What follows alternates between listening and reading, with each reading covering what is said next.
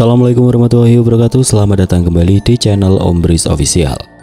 Untuk kisah kali ini ada sebuah cerita tentang penyesalan sebuah pesugihan. Kisah yang berjudul Pengorbanan Ayah Demi Kekayaan. Sebelum kita lanjut ke ceritanya, tekan dulu tombol like video ini dan jangan lupa tekan juga tombol subscribe channel ini. Nyalakan juga lonceng notifikasinya agar tidak ketinggalan cerita-cerita lainnya. Dan seperti apa untuk kisah kali ini? Langsung saja kita masuk ke ceritanya.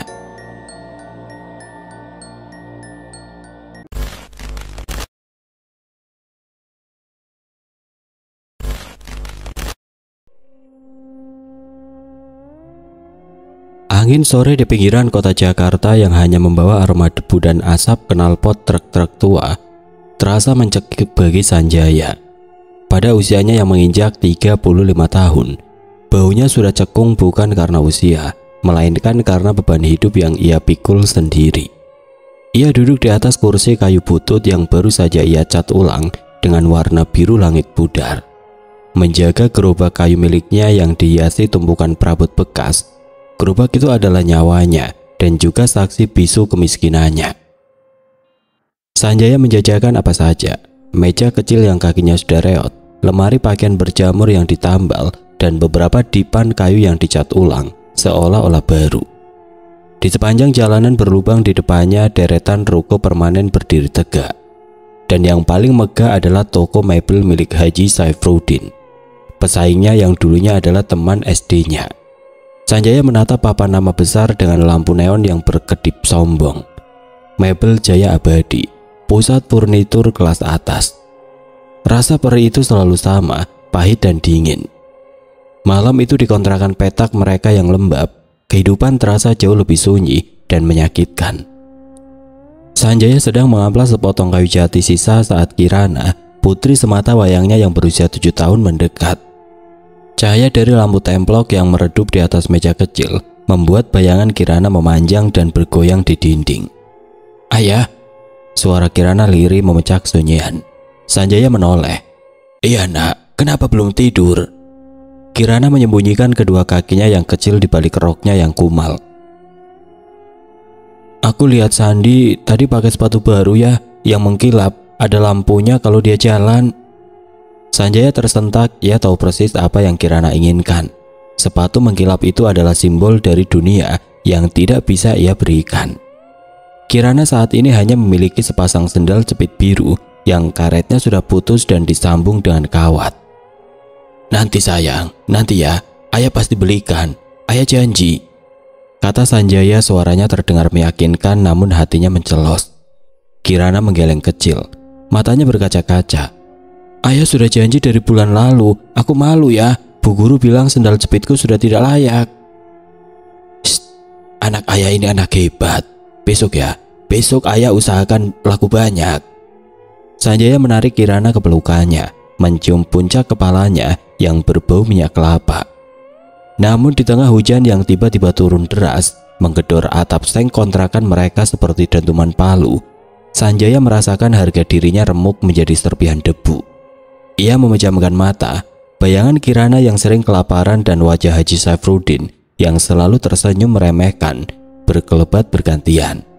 Dendam pada kemiskinan dan hasrat untuk melihat mata Kirana bersinar bahagia dengan sepatu mengkilapnya berubah menjadi obsesi gelap yang menuntut jalan pintas.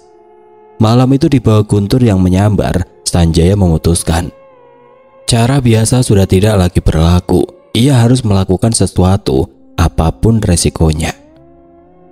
Senja itu terasa kelabu. Bahkan saat matahari seharusnya bersinar, Sanjaya menarik gerobaknya ke sebuah bengkel tua di ujung gang, milik seorang kakek yang ahli menambal apa saja. Dari ban sepeda sampai hati yang patah, kaki gerobaknya yang reot patah lagi setelah menghantam lubang. Saat Sanjaya menunggu, ia duduk di balok kayu di bawah naungan pohon beringin tua yang akarnya menjuntai hingga menyentuh tanah, memberikan suasana yang teduh sekaligus sedikit mencekam. Saat itulah ia mendengar suara berat yang tenang namun memiliki daya pikat aneh. "Kayu yang kau jual itu kayu bagus, Jaya. Sayang, rezekimu masih tertahan di atas langit," ujar suara itu. Sanjaya menoleh Di sebelahnya duduk seorang pria parubaya, kira-kira seumuran dengannya, dengan kemeja lusuh dan celana bahan yang sudah pudar. Penampilannya biasa saja, namun mata pria itu disebut Ki Jagaraga terlalu tajam, seolah bisa membaca setiap lembar pikiran Sanjaya. "Maaf, Bapak siapa?" tanya Sanjaya merasa tidak nyaman. Ki Jagaraga tersenyum tipis. "Saya Jagaraga. Saya tahu masalahmu, Nak Sanjaya. Tahu betul, kau ingin Kirana tidak lagi merengek karena lapar. Kau ingin tokoku, toko megah di jalan utama itu yang kau impikan sejak lama. Namanya Kirana Jaya Mebel, benar?" Sanjaya terhenyak, sekujur tubuhnya merinding. Ia belum pernah menceritakan nama impian toko itu kepada siapapun. Bagaimana Bapak tahu?" "Langit tahu, Jaya, dan saya mendengarnya," potong Ki Jagaraga. Suaranya semakin berbisik namun terdengar jelas di tengah kebisingan bengkel. "Kau sudah bekerja keras, terlalu keras, tapi keberuntungan selalu lari darimu. Kau butuh jalan pintas, aku punya kuncinya." Ki Jagaraga mendekat. Aromanya seperti perpaduan asap kemenyan dan tanah basah. "Namanya penglarisan abadi. Ilmu kuno, dijamin tidak tertandingi. Daganganmu akan diserbu, uang akan datang sendiri, bahkan tanpa kau repot-repot mengecat perabotan itu. Haji Sarifuddin akan cium kakimu, memohon rahasiamu." Darah Sanjaya berdesir. Rasa putus asa yang selama ini ia tahan kini mendidih menjadi keserakahan. "Syaratnya, Ki? Apa syaratnya?" Ki Jagaraga tersenyum lebar, senyum yang tidak mencapai matanya. "Hanya sebuah pengorbanan, Nak. Pengorbanan yang paling kau sayangi. Jangan khawatir, hanya simbolis, hanya untuk mengikat perjanjian dengan mereka di atas sana. Paling berharga, agar berkah yang kau terima juga paling besar." Ia menepuk bahu Sanjaya. "Hanya simbolis, Jaya. Sedikit rambut dari Kirana, sedikit sentuhan darinya, itu saja. Setelah itu Kirana Jaya Mebel akan jadi kenyataan. Kau setuju?" Sanjaya menelan ludah. Wajah Kirana yang pucat karena lapar dan sedih karena sendal jepitnya memenuhi pikirannya. Simbolis demi Kirana. Saya setuju, Ki. Katakan, apa yang harus saya lakukan?" Jawab Sanjaya, suaranya tercekat. Ia baru saja menandatangani perjanjian mengerikan yang tidak ia pahami sama sekali detailnya. Malam Jumat Kliwon itu terasa dingin menusuk tulang. Jauh lebih dingin dari malam-malam biasanya. Sanjaya menaiki bukit kecil yang sunyi di luar batas kota, mengikuti petunjuk Ki Jagaraga. Udara yang seharusnya bersih di ketinggian justru dipenuhi bau kemenyan yang menyesakan dan aroma tanah yang lembab. Di puncak bukit, di bawah pohon beringin yang jauh lebih besar dan angker dari yang ada di bengkel, tersembunyi sebuah makam keramat yang terlantar. Sanjaya datang dengan gemetar. Di dalam saku kemejanya ia membawa dua benda yang diminta. Satu helai kepangan rambut Kirana yang baru ia potong selagi putrinya terlelap, dan sehelai kain batik bekas yang sering Kirana gunakan sebagai selimut. Mengambil benda-benda itu terasa seperti mencuri sepotong jiwa putrinya sendiri. Ki Jagaraga sudah menunggu, mengenakan pakaian serba hitam dan duduk bersila di depan sebuah batu nisan. Di depannya sebuah angklo berisi bara membara dan sesajen berupa kembang 7 rupa dan rokok kretek. "Kau datang, Jaya. Bagus," sapa Ki Jagaraga tanpa menoleh. Suaranya kini terdengar seperti bergaung, tidak lagi ramah seperti sebelumnya. "Saya sudah bawa yang diminta, Ki," kata Sanjaya menyerahkan bungkusan kain berisi rambut dan batik. Ki Jagaraga mengambilnya, meletakkannya di atas angklo hingga asap putih tebal langsung membumbung. Ia kemudian mulai merapalkan mantra dalam bahasa Jawa kuno yang sama sekali tidak dipahami Sanjaya.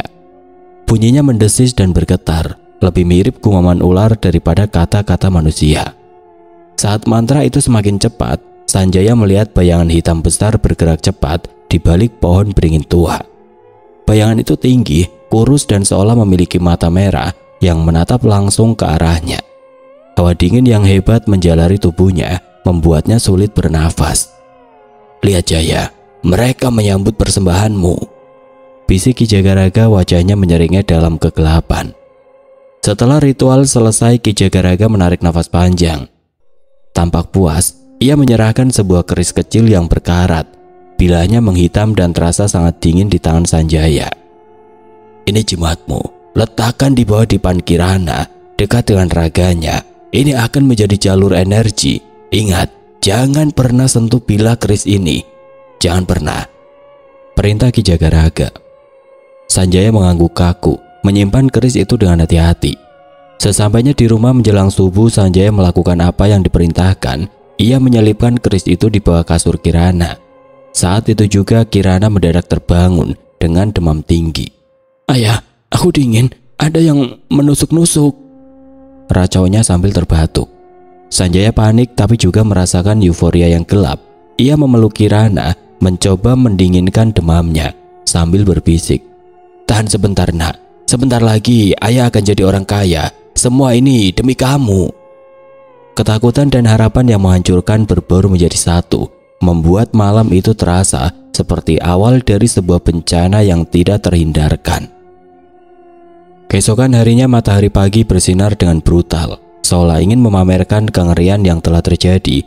Kirana masih demam, terbaring lemas, tapi ia menolak dibawa ke puskesmas.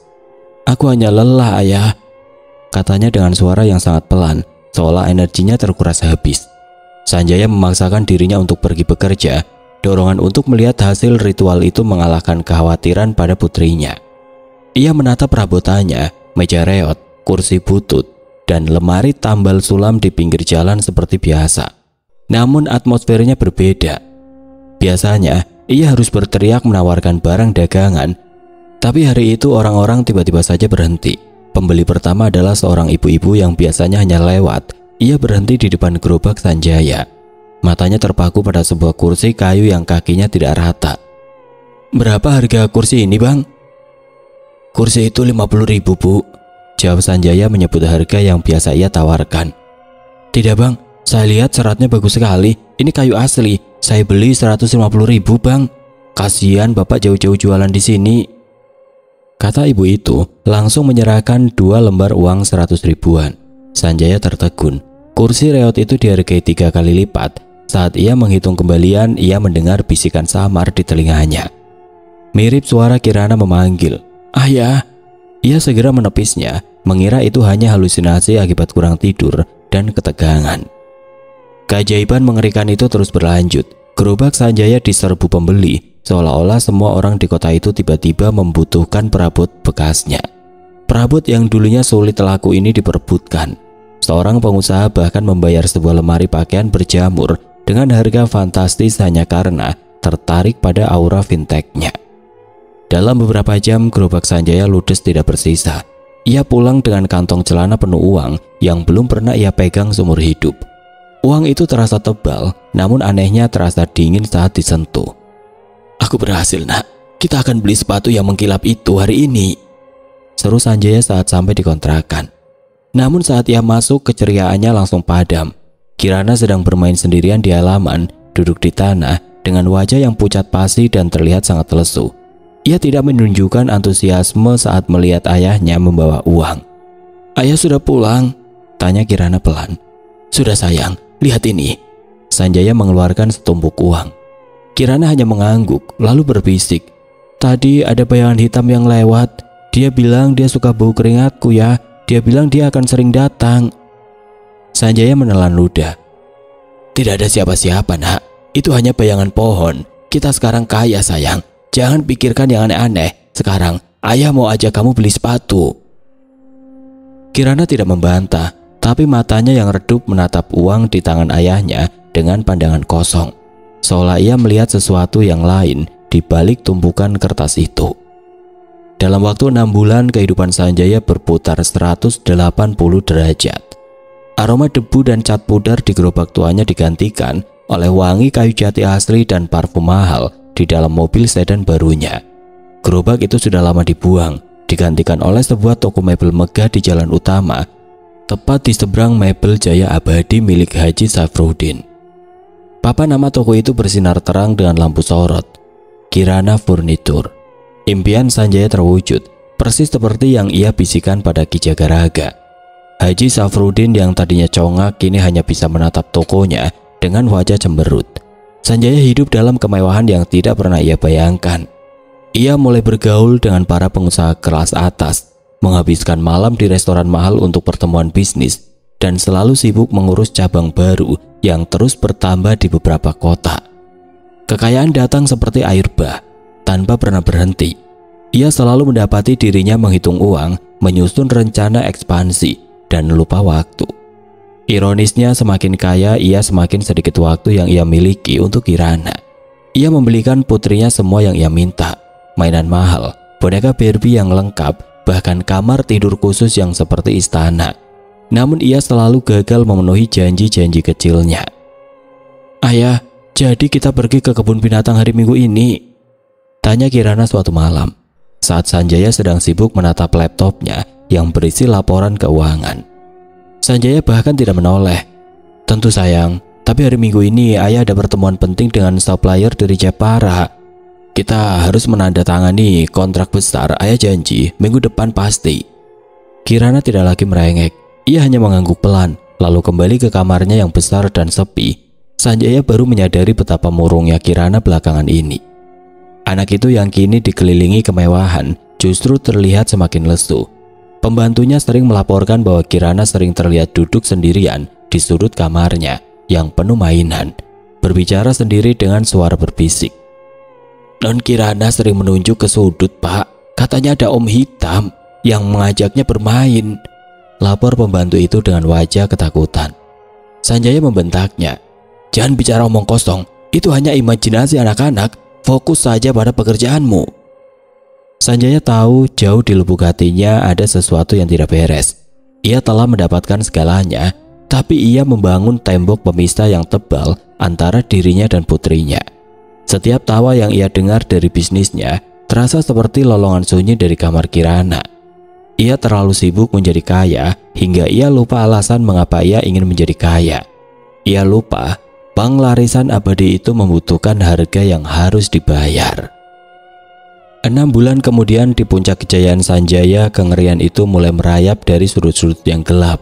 Sanjaya terbangun di pagi hari oleh jeritan tajam Kirana. Ia berlari ke kamar putrinya dan mendapati Kirana berdiri di depan cermin besar di kamar mewahnya, menangis histeris sambil menutupi wajahnya. "Ada apa, Nak? Kenapa teriak?" tanya Sanjaya panik sambil memeluk Kirana. Kirana menunjuk ke cermin dengan tangan gemetar. "Ayah, tadi ada bayangan orang lain di sana, bukan aku. Dia menatapku dan dia senyum. Senyumnya seperti mau ambil sesuatu dari dalam perutku." Sanjaya menatap cermin itu. Hanya ada bayangan mereka yang terpantul. "Tidak ada siapa-siapa sayang, itu hanya bayanganmu sendiri. Kamu terlalu banyak nonton film horor." Kirana menggeleng, air matanya membasahi kemeja Sanjaya. "Bukan ayah, dia bilang ayah tidak sayang aku. Dia bilang semua uang ayah itu dibayar dengan umurku." Perkataan Kirana menusuk tepat ke jantung Sanjaya. Ia segera menarik putrinya menjauh dari cermin, mencoba menenangkan dirinya sendiri. Ia menyalahkan imajinasi liar dan demam Kirana yang sering kambuh tanpa sebab. Namun ia sendiri mulai merasakan keanehan yang tidak bisa dijelaskan. Uang hasil penjualan yang ia simpan di brankas baja di kantornya selalu terasa dingin luar biasa saat ia sentuh, seperti baru saja dikeluarkan dari freezer. Lebih parah lagi, kadang-kadang ia mencium bau anyir yang tajam, seperti bau darah segar setiap kali ia membuka brankas itu. Suatu malam saat ia sedang menyelesaikan laporan keuangan, ia mendengar suara tangisan samar datang dari lantai atas. Sanjaya segera naik, jantungnya berdebar kencang. Itu suara tangisan seorang anak. Ia membuka pintu kamar Kirana perlahan. Kamar itu gelap, namun lampu tidur redup menunjukkan Kirana terbaring pulas. Tidak ada suara, tidak ada apa-apa. Sanjaya merasa lega, mengira ia hanya kelelahan. Tapi saat ia berbalik, ia melihat sekilas di ujung koridor bayangan hitam yang tinggi itu, persis seperti yang ia lihat di makam keramat, berkelebat cepat dan menghilang di balik tembok. Malam itu Sanjaya tidak bisa tidur. Ia duduk di tepi tempat tidur Kirana, mengamati wajah putrinya yang pucat dan semakin kurus. Ia menyentuh dahi Kirana, dan suhu tubuh putrinya sangat dingin. Seolah panas kehidupan di tubuh itu perlahan-lahan ditarik keluar. Sanjaya mulai menyadari Pengorbanan yang simbolis itu mungkin jauh lebih mengerikan dari yang ia bayangkan. Kesehatan Kirana semakin menurun drastis. Ia bukan lagi anak yang ceria dan aktif, melainkan boneka hidup yang terlihat rapuh. Sanjaya membawa putrinya ke berbagai dokter spesialis, dari rumah sakit swasta mewah hingga ke klinik ternama. Hasilnya selalu sama. Secara fisik Kirana sehat, tidak ada penyakit. Dokter hanya bisa menyimpulkan bahwa Kirana mengalami severe depression atau kehilangan semangat hidup. Putri Bapak terlihat seperti seseorang yang energinya terkuras habis, Pak. Dia harus mendapatkan dukungan emosional yang kuat, kata dokter anak dengan nada prihatin.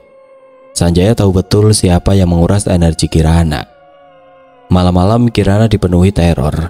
Ia mulai mengigau saat tidur, menceritakan mimpinya dengan detail yang mengerikan. Om itu mengambil dari dalam perutku ya. Rasanya dingin sekali, seperti dicabut paksa. Racaunya dengan suara bergetar. Apa yang diambil, nak? Tanya Sanjaya sambil menggenggam tangan dingin Kirana. Cahaya, dia ambil cahaya di dadaku, ayah. Dia bilang itu bayaran untuk toko-toko kita, bisiknya, lalu kembali terlelap dengan keringat dingin membasahi wajahnya. Puncaknya terjadi pada malam Rabu. Sanjaya terbangun oleh jeritan horor yang memecahkan keheningan rumah mewahnya. Suara itu bukan sekedar tangisan, melainkan teriakan kesakitan dan ketakutan yang murni. Ia berlari ke kamar Kirana dan mendapati putrinya terduduk di tengah tempat tidur, menangis histeris tanpa suara. Hanya ada udara yang terengah-engah. Kirana memegang dadanya sendiri erat-erat, seolah ada sesuatu yang baru saja ditarik keluar paksa dari tubuh kecilnya. Ayah sakit, dia datang lagi, dia menariknya keluar, teriak Kirana. Matanya menatap kosong ke sudut kamar. Sanjaya segera memeluk putrinya, berusaha menenangkan. Tidak ada siapa-siapa sayang, ayah di sini, tenang nak. Namun saat ia memeluknya, tubuh Kirana terasa seperti es, dingin dan kaku. Dan saat Sanjaya mengalihkan pandangannya, ia melihatnya. Dua lubang kecil seperti bekas gigitan nyamuk yang membesar atau tancapan jarum halus, samar terlihat di belakang leher putrinya, tepat di dekat tulang tengkuk. Jantung Sanjaya mencelos. Itu bukan imajinasi, itu nyata. Ia menjauhkan Kirana dengan lembut. Matanya dipenuhi ketakutan yang membeku. Malam itu ia menyadari bahwa setiap lemari yang ia jual, setiap transaksi yang ia buat adalah sebuah tetes darah dari Kirana yang dikorbankan. Ia harus menghentikan ini sekarang juga. Ia harus menemui Ki Jagaraga.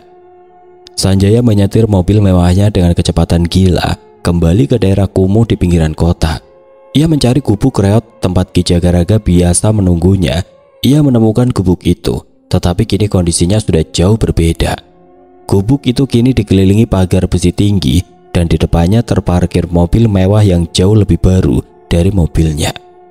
Saat Sanjaya melangkah masuk, ia mendapati gubuk itu sudah berubah menjadi rumah bergaya Jawa yang megah dan gelap. Dipenuhi ukiran kayu jati dan patung-patung aneh. Ki Jagaraga duduk di kursi singgasananya kayu ukiran. Di samping meja marmer yang berbau dupa. Penampilannya kini rapi, mengenakan beskap hitam dengan cincin batu akik besar yang berkilauan. Ki Jagaraga menyambutnya dengan senyum puas, namun matanya tetap dingin dan tajam. Oh Tuan Sanjaya, pengusaha sukses kita, senang kau datang berkunjung. Ada apa? Tokomu terlalu sukses hingga membuatmu bingung. Sanjaya tidak membalas basa-basinya. Ia langsung menggebrak meja marmer itu. Hentikan Ki, hentikan semua ini. Anakku sakit, dia hampir mati. Kau bilang ini hanya simbolis. Kau pembohong. Ki Jagaraga tertawa tawa yang kering dan tidak menyenangkan. Ia mengambil sebatang rokok kretek dan menyalakannya. Asapnya mengepul tebal. Duduklah Jaya, jangan gegabah. Kau menuntut kekayaan abadi, tidak tertandingi. Kau mendapatkan apa yang kau minta. Kenapa sekarang protes? Bukan ini yang aku mau. Aku tidak mau Kirana mati. Aku tidak mau kekayaan ini. Sanjaya berteriak. Air mata dan keringat bercampur di wajahnya. Ki Jagaraga mengisap rokoknya, lalu mengembuskan asap tepat ke wajah Sanjaya. Oh tentu saja, kau hanya ingin enaknya, bukan pahitnya. Kau minta penglarisan abadi Jaya. sebuah ilmu penglaris yang abadi yang tidak akan pernah surut. Dan tahukah kau, sumber daya apa yang paling berharga dari seorang ayah yang miskin dan putus asa? Ia mendekat, matanya menatap Sanjaya penuh kemenangan. Jawabannya adalah yang paling kau cintai. Dialah yang paling berharga. Setiap keuntungan, setiap toko baru, setiap mobil mewah yang kau kendarai dibayar dengan umur dan energi murni dari putri tunggalmu. Dialah tumbal utamamu, Jaya. Tumbal yang paling kau cintai. Pengelarisan itu membutuhkan sumber daya yang tidak habis-habis. Dan selama Kirana masih hidup, ilmuku akan abadi. Sanjaya ambruk ke lantai, lututnya lemas, jiwanya hancur. Ia baru menyadari kengerian yang sesungguhnya. Ia tidak hanya menjual jiwanya, tapi ia juga telah menandatangani kontrak kematian untuk putri semata wayangnya, hanya demi sepatu mengkilap dan mebel mewah. Batalkan, tolong batalkan Ki. Ambil semua hartaku, ambil jiwaku. Sanjaya memohon dengan air mata. Terlambat nak, kontrak sudah tertulis dan tumbalnya sudah bekerja. Nikmatilah sisa-sisa kekayaanmu, ujar Ki Jagaraga sambil tersenyum keji. Hari ulang tahun Kirana yang ke-8 tiba. Sanjaya tahu hari ini mungkin adalah hari terakhirnya. Ia mengabaikan semua pertemuan bisnis, membatalkan semua janji. Ia membeli kue ulang tahun terbesar dari toko roti paling mewah di kota dan boneka paling mahal yang bisa ia temukan. Sebuah boneka porselin berukuran manusia dengan gaun sutra. Ia bertekad seluruh waktu hari ini hanya untuk menebus dosa-dosanya, untuk membuktikan kepada Kirana dan kepada dirinya sendiri bahwa ia masih mencintai putrinya lebih dari segalanya. Sanjaya berjalan ke kamar Kirana, membawa kue ulang tahun dengan 8 lilin menyala. Udara di dalam rumah terasa sunyi dan berat, seperti kuburan yang baru digali. Kirana sayang, lihat, ayah bawakanku. Ucapannya terhenti di tenggorokan. Suaranya tercekat oleh kepanikan yang luar biasa. Ia melihat Kirana terbaring di tempat tidur mewahnya, dikelilingi boneka dan mainan yang tidak terhitung jumlahnya. Wajahnya sangat damai, terlalu damai untuk anak seusianya, tetapi tanpa kehidupan. Bibirnya pucat kebiruan dan tubuhnya terlihat kaku. Cahaya lilin ulang tahun Sanjaya memantul di mata Kirana yang setengah terbuka namun kosong. Sanjaya menjatuhkan kue itu ke lantai. Kue besar itu hancur berantakan, krim dan coklatnya mengotori karpet sutra. Ia berlari ke sisi tempat tidur mengguncang tubuh putrinya. Kirana, bangun nak, ini ayah, lihat, ini kue ulang tahunmu. Katakan pada ayah, kau hanya bercanda sayang, jangan tinggalkan ayah. Sanjaya menjerit histeris, suaranya memantul di kamar yang sunyi. Tidak ada jawaban, tidak ada nafas. Kehidupan Kirana telah ditarik keluar sedikit demi sedikit dan malam ini adalah finalisasinya. Di samping tubuh Kirana yang kaku, Sanjaya melihat keris kecil berkarat yang diberikan Ki Jagaraga yang seharusnya tersimpan di bawah dipan. Keris itu kini tergeletak di atas bantal. Bilahnya terlihat berlumuran cairan hitam pekat yang berbau anyir dan amis.